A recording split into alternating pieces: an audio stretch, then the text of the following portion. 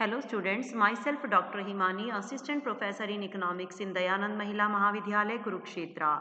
In this video lecture, I will explain you some related aggregates of national income.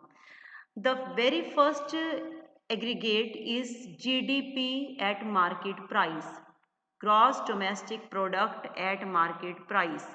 बाजार कीमत पर सकल घरेलू उत्पाद क्या है ये? Gross domestic product refers to the market value of final goods and services produced within the domestic boundaries of a country during a period of 1 year.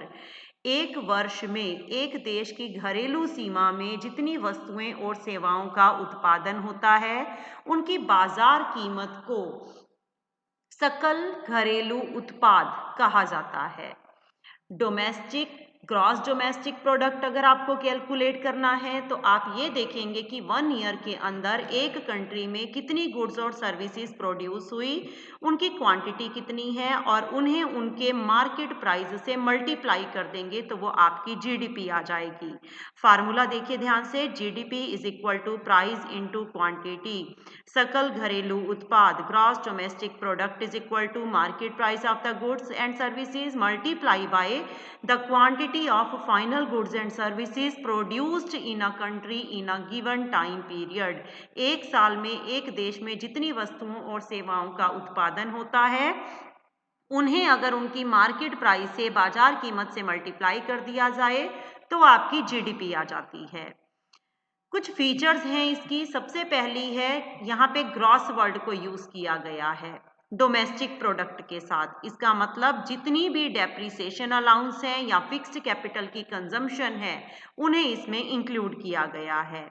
इसमें सिर्फ हम फाइनल गुड्स एंड सर्विसेज की वैल्यू लेके चलते हैं जो कि एक अकाउंटिंग ईयर में एक कंट्री के डोमेस्टिक टेरिटरी में रेजिडेंट और नॉन रेजिडेंट के थ्रू प्रोड्यूस की जाती हैं। जितनी भी गुड्स और सर्विसेज एक अकाउंटिंग ईयर में एक लेखांकित वर्ष में देश की घरेलू सीमा में, चाहे वो देश के नागरिक हैं या गैर नागरिक हैं, उनकी वजह से प्रोड्यूस की गई, उत्पादित की जाए उन फाइनल वस्तुओं को, उन अंतिम वस्तुओं और सेवाओं को इसमें इंक्लूड किया जाता है। जो प्राइस हमने लिया वो प्राइस मार्केट प्राइस होता है, करंट प्राइस होता है जो कि उस समय चल रहा होता है। हम जब भी जीडीपी को कैलकुलेट करते हैं तो सिर्फ हम फाइनल गुड्स और सर्विसेज को ही इंक्लूड करते हैं। इंटरमीडियरीज गुड और सर्विसेज को इसमें इंक्लूड नहीं किया जाता। अगर हम इंटरमीडियरीज गुड और सर्विस को भी इंक्लूड करेंगे तो डबल काउंटिंग की प्रॉब्लम अराइज हो सकती है। जीडीपी में सिर्फ नई गुड और सर्विस जो प्रोड्यूस होती है उन्हीं को लिया जाता है। सेकेंड हैंड गुड जिनका ट्रांजैक्शन होता है उन्हें इसमें इंक्लूड नहीं किया जाता। सिमिलरली शेयर्स, बॉन्ड्स जो कि फाइनेंशियल कैपिटल है उनकी वैल्यू को भी इसमें इंक्लूड नहीं किया जाता। ना ही किसी ट्रांजैक्शन के ऊपर जो कमीशन दी जाती हैं उनको जीडीपी में इंक्लूड किया जाता है। ग्रॉस डोमेस्टिक प्रोडक्ट में वो गुड्स ली जाती हैं जो मार्केट में सेल के लिए आती हैं।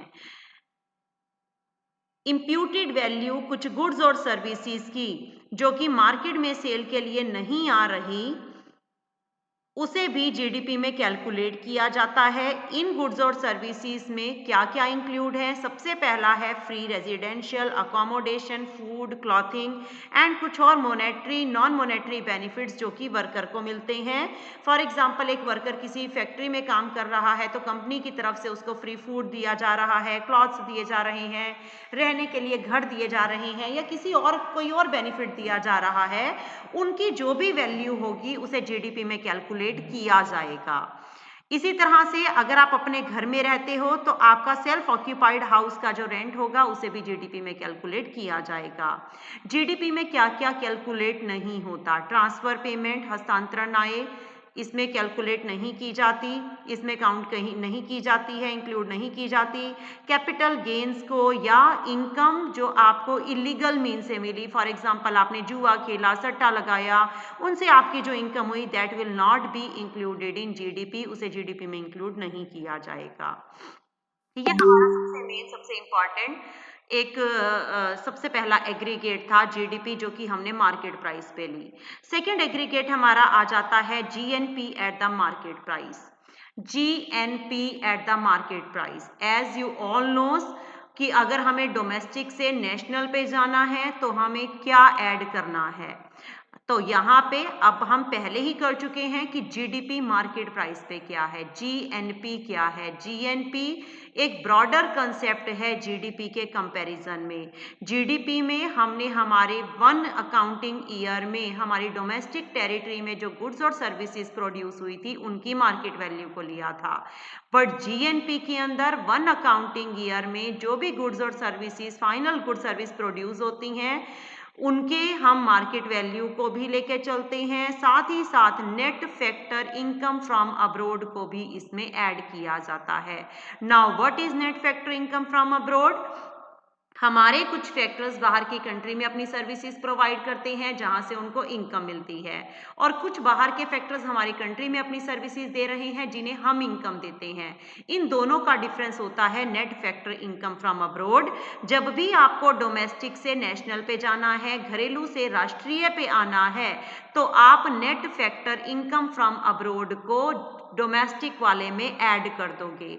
मतलब आप जीडीपी जो मार्केट प्राइस में थी, अगर आप उसमें net factor income from abroad से जो आपको शुद्ध साधन आय मिली, अगर आप उसे ऐड कर देते हो तो ये जीएनपी बन जाती है मार्केट प्राइस पे। तो इसका फार्मूला क्या बना? जीएनपी अगर आपने निकालनी है तो ग्रॉस डोमेस्टिक प्रोडक्ट में आप net factor income from abroad को प्लस करोगे।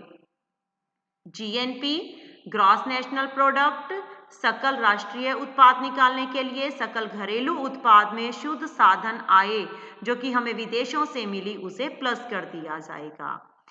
थर्ड एग्रीगेट है net national product at market price. Already हमने जीएनपी किया मार्केट प्राइस पे। अब अगर ग्रॉस से आपको नेट पे आना है तो ये भी आप ऑलरेडी पढ़ चुके हैं कि ग्रॉस से अगर नेट में आना है तो हमें डेप्रिसिएशन को माइनस करना होगा, क्योंकि ग्रॉस जीडीपी या ग्रॉस जीएनपी में डेप्रिसिएशन इंक्लूड था, घिसावट उसमें ऐड थी। अगर इस घिसावट या डेप्रिसिएशन को माइनस कर दिया जाए तो आपका नेट नेशनल प्रोडक्ट बन जाएगा। तो what is net national product? It is the market price or market value of final goods and services produced within the domestic territory of a country during the period of an accounting year, exclusive the depreciation and inclusive of net factor income from abroad। क्योंकि ये national product है तो इसमें net factor income from abroad तो already plus थी, लेकिन depreciation इसमें से माइनस किया जाएगा। जैसे कि फार्मूला लिखा हुआ है नेट नेशनल प्रोडक्ट, अगर आपको मार्केट प्राइस पे बताना है तो जो जीडीपी है मार्केट प्राइस में नेट पे आने के लिए आपने डेप्रिसिएशन माइनस किया, और डोमेस्टिक से नेशनल पे जाने के लिए आपने net factor income from abroad को प्लस किया। शुद्ध राष्ट्रीय उत्पाद बाजार कीमत पे निकालना है तो सकल घरेलू उत्पाद जो बाजार कीमत पे है उसमें से घिसावट माइनस करेंगे तो हम ग्रॉस से नेट पे जाएंगे, और डोमेस्टिक से नेशनल पे आने के लिए हम net factor income from abroad को ऐड कर देंगे। तो ये फार्मूला हमारा बनेगा net national product at market price, बाजार कीमत पर शुद्ध राष्ट्रीय आय का फार्मूला। देन नेक्स्ट आ जाता है net domestic product at market price. ऊपर हमने जो थर्ड एग्रीगेट था वो था नेट नेशनल प्रोडक्ट, अब हमें चाहिए नेट डोमेस्टिक प्रोडक्ट। तो आप क्या करेंगे? ग्रॉस डोमेस्टिक प्रोडक्ट ऑलरेडी है, आपको सिर्फ नेट में चेंज करना है, तो ग्रॉस से नेट पे आने के लिए आप डेप्रिसिएशन को माइनस कर दोगे, घिसावट को माइनस कर दोगे। तो net national product at market price का एक और फार्मूला भी बन सकता है, नेट नेशनल प्रोडक्ट अगर मार्केट प्राइस पे आपके पास है तो नेट नेट दोनों में सेम है, आपको नेशनल से डोमेस्टिक पे आना है। हम डोमेस्टिक से जब नेशनल पे गए थे तो हमने net factor income from abroad add करी थी, अब हमें नेशनल से डोमेस्टिक पे जाना है तो उसी net factor income from abroad को हम यहाँ से माइनस कर देंगे। नेक्स्ट कंसेप्ट हमारा है, नेक्स्ट एग्रीगेट है net domestic product at factor cost. अभी तक हमने जो 4 कंसेप्ट पढ़े वो मार्केट प्राइस पे थे, अब हमने चेंज करना है मार्केट प्राइस को फैक्टर कॉस्ट से। फैक्टर कॉस्ट से अगर आपको मार्केट प्राइस से फैक्टर कॉस्ट में आना है तो आप इसके लिए किसे यूज करोगे? सब्सिडीज को और गवर्नमेंट क्यों हम गवर्नमेंट को इनडायरेक्ट टैक्सेस देते हैं तो वो इनडायरेक्ट टैक्सेस और जो आपकी सब्सिडीज हैं उनको यूज करके हम फैक्टर कॉस्ट में आएंगे। कैसे? हमारे पास अगर नेट डोमेस्टिक प्रोडक्ट है मार्केट प्राइस पे और हमें net domestic product factor cost पे चाहिए, मार्केट प्राइस में हमने गवर्नमेंट को इनडायरेक्ट टैक्सेस पे किए थे, वो इनडायरेक्ट टैक्सेस माइनस कर दिए जाएंगे और गवर्नमेंट ने जो हमें सब्सिडीज दी थी वो सब्सिडी यहाँ पे ऐड कर दी जाएगी। तो अगर आपको मार्केट प्राइस से फैक्टर कॉस्ट पे जाना है तो आपने क्या किया, इनडायरेक्ट टैक्सेस माइनस किए और सब्सिडी को प्लस किया। वैसे नेट डोमेस्टिक इनकम होती क्या है, नेट डोमेस्टिक इनकम जब आप फैक्टर कॉस्ट की बात करते हो तो आपके फैक्टर्स की इनकम है ये, जैसे कि एम्प्लॉयज को जो कंपनसेशन दिया जाता है, ऑपरेटिंग सरप्लस में लैंड को जो आप रेंट पे करते हो, कैपिटल को जो आप इंटरेस्ट देते हो और एंटरप्रेन्योर को जो प्रॉफिट देते हो, plus mixed income of self employed, जो लोग अपने ही घर में काम करते हैं या अपने ही बिजनेस में काम करते हैं, उनकी मिक्स्ड इनकम को अगर आप ऐड कर देते हो, it means what is net domestic income, compensation of employees, operating surplus and mixed income from of self employed, ये तीनों आपकी नेट डोमेस्टिक इनकम है। अगर आपको मार्केट प्राइस से फैक्टर कॉस्ट में कन्वर्ट करनी है तो उसके लिए आपने क्या किया, इनडायरेक्ट टैक्सेस माइनस किया और सब्सिडी को प्लस किया। नेक्स्ट हमारा एग्रीगेट भी सेम है, it is gross domestic product and factor cost. Already हमने नेट डोमेस्टिक प्रोडक्ट निकाला फैक्टर कॉस्ट पे, अब आपको ग्रॉस पे आना है तो नेट से ग्रॉस पे आने के लिए आप क्या करेंगे, डेप्रिसिएशन को ऐड कर देंगे। इसका मतलब फार्मूला क्या बन जाएगा, GDP at factor cost is equal to NDP at factor cost plus depreciation. तो यहाँ फार्मूला आपका क्या बना, GDP gross domestic product factor cost पे साधन लागत के ऊपर अगर आपको सकल घरेलू उत्पाद बताना है तो शुद्ध घरेलू उत्पाद में हमने घिसावट को प्लस कर दिया। अगर आपको जीडीपी मार्केट प्राइस पे दी हुई है और वहां से आपको जीडीपी फैक्टर कॉस्ट बतानी है तो जीडीपी दोनों सेम है, आपको मार्केट प्राइस को फैक्टर कॉस्ट में कन्वर्ट करना है, उसके लिए आप इनडायरेक्ट टैक्स माइनस करेंगे एंड सब्सिडी को प्लस करेंगे, जैसे कि अभी हमने ऊपर वाले एग्रीगेट में भी किया। देन नेक्स्ट है net national product at factor cost. अब है नेट नेशनल प्रोडक्ट आपने बताना है, अभी हमने डोमेस्टिक प्रोडक्ट लिए, अब आपने नेशनल प्रोडक्ट अगर बताना है तो आप क्या करोगे, डोमेस्टिक से नेशनल में आने के लिए हम net factor income from abroad को प्लस कर देंगे, शुद्ध साधन आय जो हमें विदेशों से मिली उसे इसमें ऐड कर दिया जाएगा। Net national product factor cost पे बताना है, अगर मार्केट प्राइस से फैक्टर कॉस्ट में जाना है तो सेम फार्मूला, क्योंकि नेट नेशनल प्रोडक्ट दोनों में सेम है, मार्केट प्राइस को फैक्टर कॉस्ट में कन्वर्ट करने के लिए आप इनडायरेक्ट टैक्स माइनस करते हो, सब्सिडी को प्लस करते हो, जिसका डिफरेंस हम नेट इनडायरेक्ट टैक्सेस कहते हैं, तो डायरेक्ट हम नेट इनडायरेक्ट टैक्सेस को भी माइनस कर सकते हैं। और अगर इसका उल्टा हो जाता, आपके पास नेट नेशनल प्रोडक्ट होता फैक्टर कॉस्ट पे और आपने net national product market price पे कैलकुलेट करना होता तो आप नेट इनडायरेक्ट टैक्सेस को प्लस कर देते। नेक्स्ट कंसेप्ट है जीएनपी एट फैक्टर कॉस्ट। अब आपको फैक्टर कॉस्ट पे जीएनपी बतानी है, आपके पास नेट नेशनल प्रोडक्ट ऑलरेडी है फैक्टर कॉस्ट पे, आपको ग्रॉस बताना है, तो नेट से ग्रॉस पे आने के लिए आप क्या करेंगे, डेप्रिसिएशन को ऐड कर देंगे, घिसावट को प्लस कर देंगे। या दूसरा फार्मूला क्या है, अगर आपके पास जीएनपी मार्केट प्राइस पे है और आपको जीएनपी फैक्टर कॉस्ट पे चाहिए तो जीएनपी दोनों में कॉमन है, आपको मार्केट प्राइस से फैक्टर कॉस्ट में जाना है, जिसके लिए इनडायरेक्ट टैक्स माइनस होंगे, सब्सिडी प्लस होगी, या आप नेट इनडायरेक्ट टैक्सेस जो कि आपके इनडायरेक्ट टैक्सेस और सब्सिडी का डिफरेंस होता है डायरेक्ट, उसे भी माइनस कर सकते हैं। नेक्स्ट हमारा एग्रीगेट आ जाता है factor income from net domestic product accruing to private sector. Now what is private sector, किसी भी इकोनॉमी में दो सेक्टर होते हैं, प्राइवेट सेक्टर और पब्लिक सेक्टर। प्राइवेट सेक्टर के अंदर वो सारे एंटरप्राइज आते हैं जिनकी ऑनरशिप, जिनका कंट्रोल, जिनको मैनेज प्राइवेट इंडिविजुअल करता है, और पब्लिक सेक्टर के अंदर वो सारे के सारे एडमिनिस्ट्रेटिव डिपार्टमेंट्स आ जाते हैं, डिपार्टमेंटल एंटरप्राइज आ जाती हैं, जैसे रेलवे, पोस्ट ऑफिस, टेलीग्राफ, या वो सब नॉन डिपार्टमेंटल एंटरप्राइज आ जाती हैं जो कि गवर्नमेंट के कंट्रोल में है, जैसे कि air India, Indian airlines.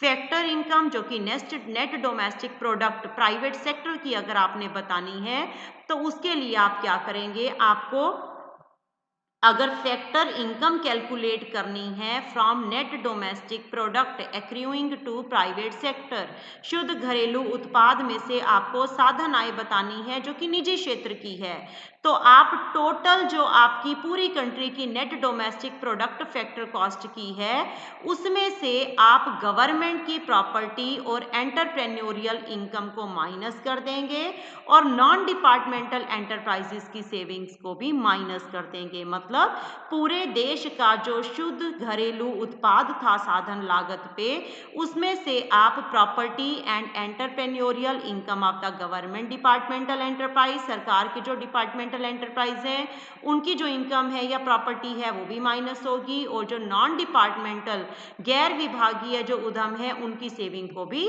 Minus कर दिया जाएगा। अब प्राइवेट इनकम अगर आपको कैलकुलेट करनी है, प्राइवेट इनकम का मतलब है प्राइवेट सेक्टर की इनकम, चाहे वो किसी भी सोर्स से है, प्रोडक्टिव से है या किसी भी सोर्स से है, that is the private income. Central statistical organisation ने इसकी डिफाइन भी दी थी। According to CSO, private income is the total of factor income from all the sources and current transfer from the government and rest of the world accruing to private sector. Private income वो total factor income है जो कि private sector को government से, rest of the world से, किसी भी तरह से, किसी भी सोर्स से मिल रही है, वो उनकी प्राइवेट इनकम है। प्राइवेट इनकम कैसे कैलकुलेट की जाती है?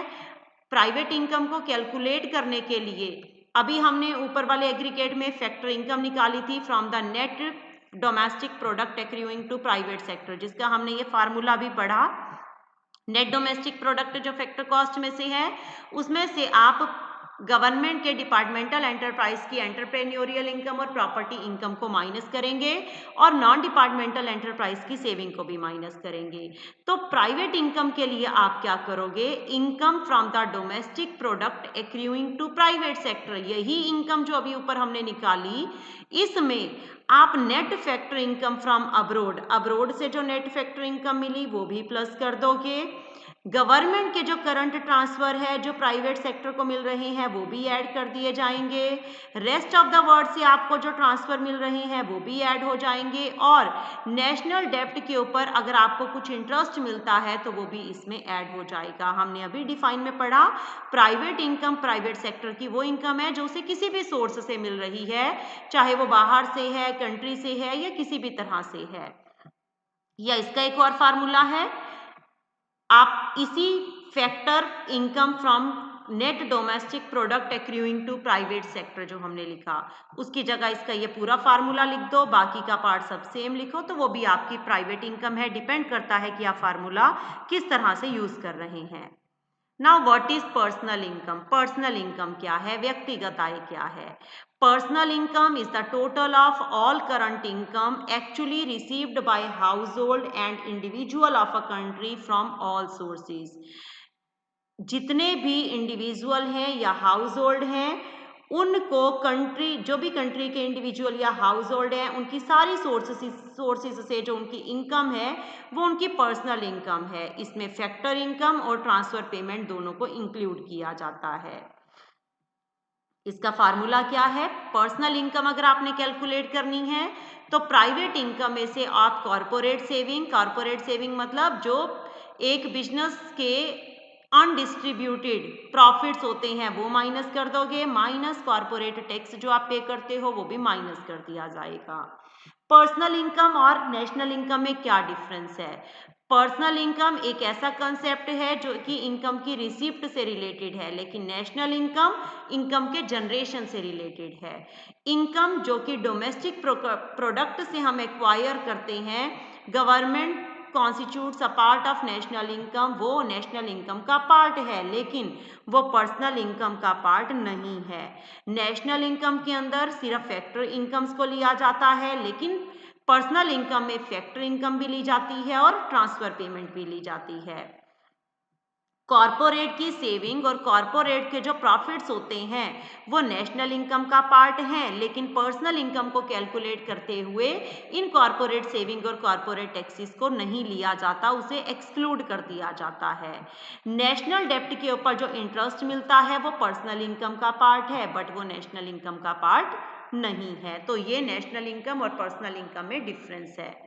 Next is disposable income. क्या है डिस्पोजेबल इनकम? जो आपकी खर्च करने वाली आय होती है। आप अपनी पर्सनल इनकम में से गवर्नमेंट को टैक्सेस पे करते हो, टैक्सेस देने के बाद आपके पास जो इनकम बचती है वो आपकी डिस्पोजेबल इनकम होती है। तो क्या है आपके डिस्पोजेबल इनकम? पर्सनल इनकम में से जो आपने डायरेक्ट पर्सनल टैक्सेस पे किए, चाहे वो इनकम टैक्स था या प्रॉपर्टी टैक्स था, minus miscellaneous receipt of the government administrative department. आपने गवर्नमेंट को कुछ और फीस दी, जैसे आपने कोई फाइन दिया, कोई फीस दी, तो ये सब अगर आप माइनस कर दो तो आपके पास जो आय बचेगी, जो इनकम बचेगी, that will be your disposable income. आपकी खर्च करने वाली आय, जिसके से या तो आप कंज्यूम करोगे या आप सेव करो, वो आपकी मर्जी है। पर्सनल डिस्पोजेबल इनकम और नेशनल डिस्पोजेबल इनकम में क्या डिफरेंस है? पर्सनल डिस्पोजेबल इनकम एक इंडिविजुअल या हाउस होल्ड की पर्सनल इनकम है जो वो खर्च सकता है, लेकिन नेशनल डिस्पोजेबल इनकम नेशन की डिस्पोजेबल इनकम होती है।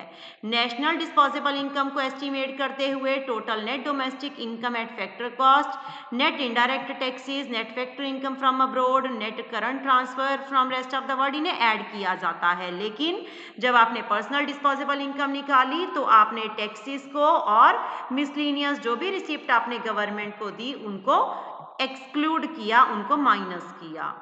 यहाँ हमने यही सारे के सारे एग्रीगेट्स जो हमने पढ़े उनको एक बार एट अ ग्लांस एक शॉर्ट वे में दिया हुआ है। जैसे सबसे पहले हमने जीडीपी मार्केट प्राइस पे पढ़ा। It is the market value of final goods and services produced with in a country, domestic territory of a country in a accounting year. जब जीएनपी आपने बताया मार्केट प्राइस पे, तो आपने जीडीपी मार्केट प्राइस पे net factor income from abroad को plus किया। आपने अगर आपने एनएनपी पे आना है तो आपने जीएनपी में से डेप्रिसिएशन माइनस किया। एनडीपी में आना है तो आपने net factor income from abroad को माइनस किया। एनडीपी फैक्टर कॉस्ट पे आना है तो आपने इनडायरेक्ट टैक्स माइनस किए, सब्सिडी प्लस की। जीडीपी फैक्टर कॉस्ट पे आना है, डेप्रिसिएशन अगेन प्लस कर दिया। एनएनपी फैक्टर कॉस्ट पे आना है तो एनडीपी फैक्टर कॉस्ट में net factor income from abroad को प्लस किया। तो ये सारे एग्रीगेट्स यहाँ पे एक बार शॉर्ट वे में इकट्ठे एक्सप्लेन करके लिख दिए गए हैं। Thank you so much.